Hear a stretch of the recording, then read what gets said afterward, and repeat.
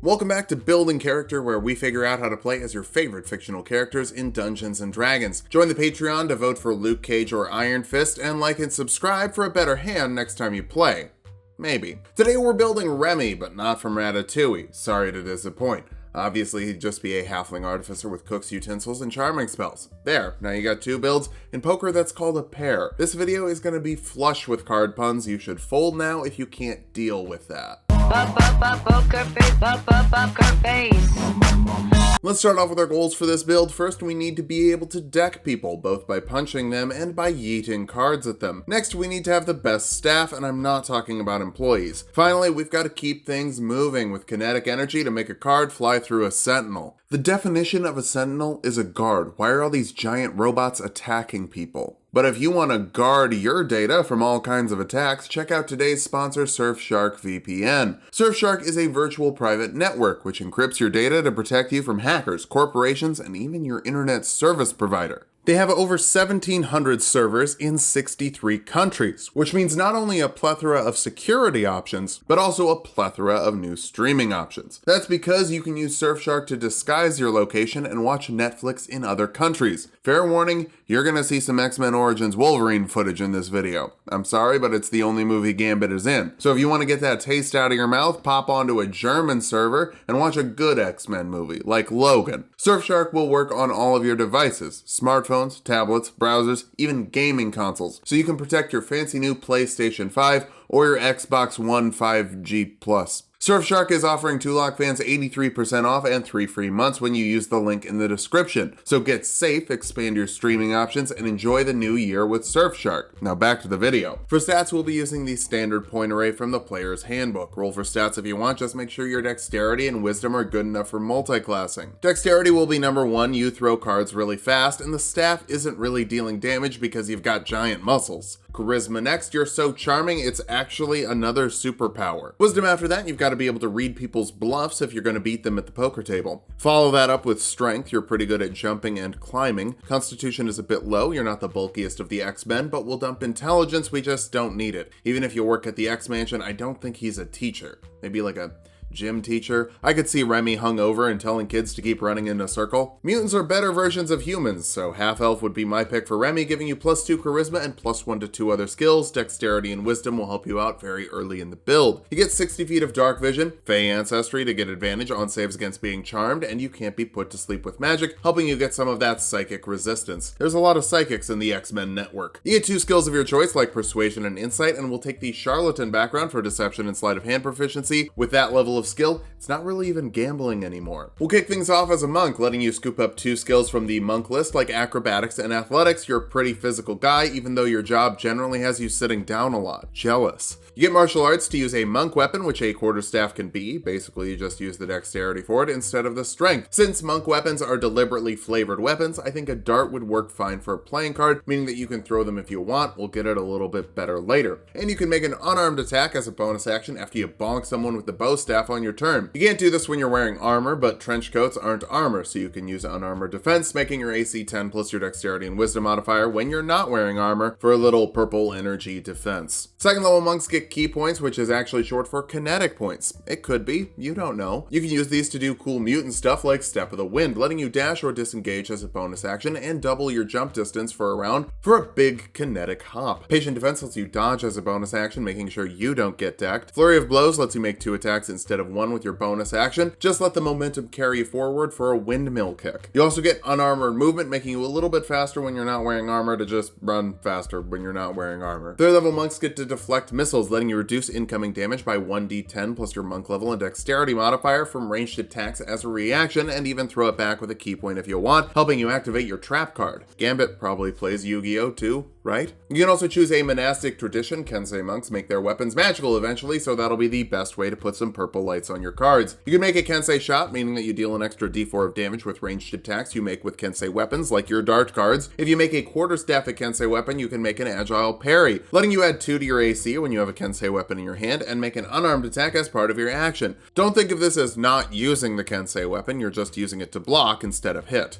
Of course, you also get calligraphy proficiency though. Way of the Brush instantly makes you an Omega level mutant. 4th level monks get an ability score improvement or a feat. The lucky feat gives you 3 luck die, which are d20s you can use to reroll an ability check, saving throw, or attack roll, or you can use it to give an enemy attacking you disadvantage. You've always got a little something up your sleeve. You also get slow fall, letting you reduce falling damage by 5 times your monk level as a reaction. Spin the bow staff like a helicopter. I won't judge you if you make helicopter sounds with your mouth.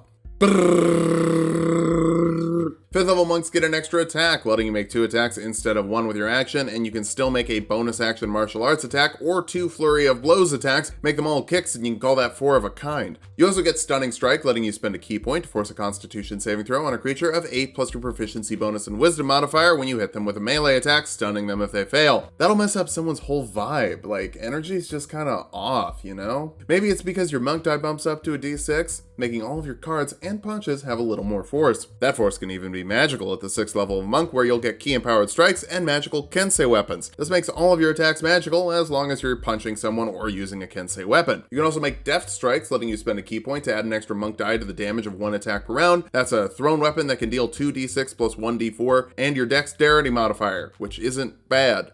Wait, did we make thrown weapons good? No, wait, you could still use a bow and it'd be much better. 7th level monks get evasion, meaning that you take half damage from failed dex saves and no damage from successful ones. The Brotherhood's got some fire, the Sentinels can shoot missiles, these are things you could use that for. You also get stillness of mind, letting you spend an action to remove an effect of charming or frightening, just another way for you to say no to psionic manipulation. 8th level monks get an ability score improvement, let's start getting your dexterity modifier up, that'll help you throw your cards like darts. You're into a lot of barroom hobbies.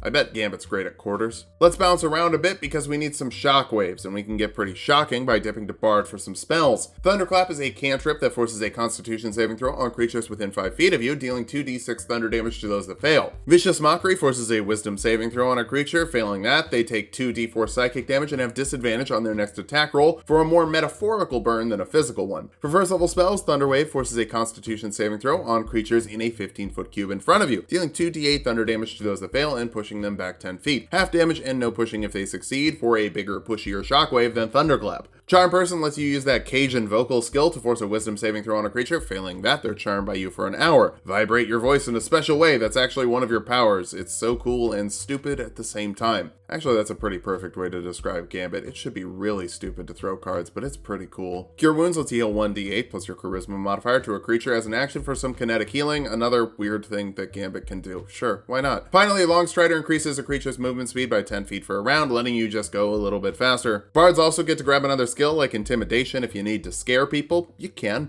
And you get Bardic Inspiration die, which are d6s you can give to the other X-Men for them to use on an attack roll, ability check, or saving throw, making you quite an asset to the team. We are not done multi-classing yet. Jumping over to Rogue will let us grab another skill. Perception will help you see if other people are cheating, which isn't okay. That's what you do. Expertise will help you do that better, doubling your proficiency bonus with 2 skills like Sleight of Hand and Persuasion, or maybe Deception. Up to you. Just make sure you get another Handsome Man skill. You also get Sneak Attack, letting you add a d6 of damage when you've got advantage or an ally within 5 feet of your target and you're using a finesse weapon. So this won't work with your quarterstaff, but it will work with your darts. And Rogue is always going to be in melee range. Touch range is like her whole deal. I also didn't write a joke about your girlfriend being named Rogue and you taking a Rogue level.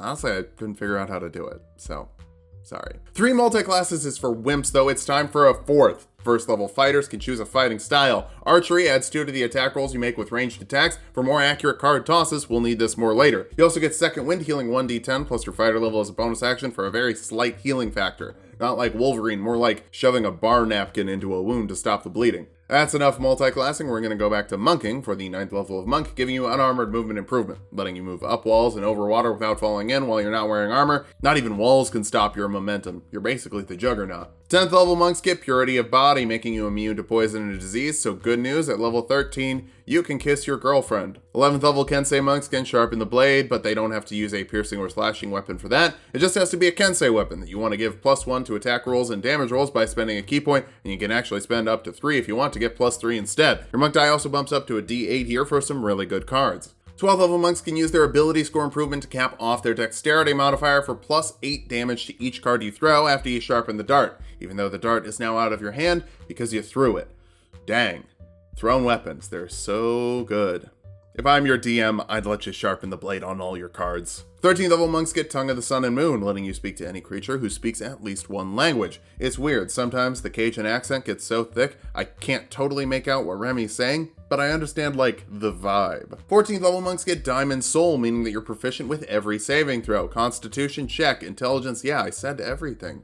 That means everything. 15th level monks get Timeless Body, which means that you don't have to worry about the effects of old age. That's right, now you are the Unagin Ragin' Cajun. 16th level monks get an ability score improvement or a feat. The Sharpshooter feat lets you make ranged attacks at maximum range without disadvantage, and you can ignore all but full cover. You can also take a -5 penalty to an attack roll of a ranged weapon attack to add 10 to the damage roll. You might not be able to sharpen the blade of every dart, but you can at least use this to make sure that they're hitting really, really hard. Our capstone is the 17th level of monk for unerring accuracy, meaning that once per round you can turn an attack that should have missed into a hit. So now you don't really even have to worry about the sharpshooter penalty. Guaranteed damage is always nice, especially now that your monk die bumps up to a d10, which we'll talk about in the pros section. Now that we've hit level 20, let's talk about how viable this build is. First, you've got really nice damage with 5d10 plus 40 after 2 sharp shot card shots, a deft strike, and a flurry of blows. All of that was magical too, so resistances shouldn't be an issue. You're also great at getting around with extra monk speed, long strider, and the ability to turn walls into sidewalks. Finally, you're loaded with skills with a half elf and more skills from rogue and bard multiclassing. For weaknesses, I multiclassed to make you worse. Sorry about that, but empty body lets you turn invisible, and there's not really a way I can justify Remy doing that. I would probably drop the bard level of the multiclass. That's probably the one doing the least, even though that's the one that gives you your shockwaves. You're also just a madman with a bunch of feats stopping you from investing in your wisdom modifier, leaving your monk save pretty low. Finally, you're pretty frail with barely over 100 HP, so the real gamble is leaving the mansion. But you can keep your distance and run away really well. Throw your cards in, blast people who get too close, and run away when you need to. Just make sure that you know when to hold them, and you know when to fold them. I'm really proud it took me that long to play that card. Thanks for watching. If you liked the video, subscribe for more. We make 2 videos every week. Join the Patreon to vote for Luke Cage or Iron Fist, and sub to Tulok and Mango for more Tulok fun.